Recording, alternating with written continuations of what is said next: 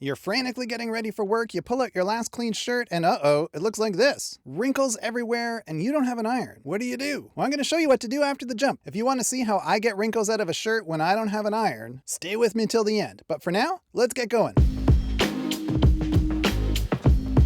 Okay, so the principles with this are exactly the same as the principles I used when I was taking wrinkles out of paper documents in a previous video. Your friend is water. Evenly distributed, small amounts of water. The tool? This thing. First up, grab the shirt, put a hanger in it. Do up all the buttons and make sure the shirt is hanging on the hanger the way it wants to. Hang the hanger up. Next step, take your spray bottle, put it on mist, and gently, lightly mist your shirt. Make sure to get every part of it, the sleeves, the front, the back, the collar. You're not trying to soak it. You're not trying to wet it right through. All you want to do is put a fine mist of water over the surface of the shirt, the entire surface of the shirt. Then let gravity do its job. If you're in a rush and you want to help gravity out, give it a little tug at the bottom, maybe pull out the sleeves or the collar. But if you just leave it, go have breakfast, grab a shower, come back, your shirt's going to be ready to go. The water will equalize back out into the air of the room, the shirt will dry, and the pull of gravity will relax and pull out most of the wrinkles. Not entirely, but mostly, and you'll be left with something that looks like this. As you can see, it's way better. Is it perfect? No. Are you gonna wear this to some kind of military ceremony or a wedding? Probably not, but it's pretty close. And if you're in a rush, you're trying to get to work, it does a good enough job to get you through the day. Once you put it on, those wrinkles that you can kind of see really start to go away. So I hope that helped you out. If it did, please feel free to like or subscribe. Liking and subscribing can really help a channel, and if you could do that for this channel, I'd really appreciate it. And as always, take care, stay safe,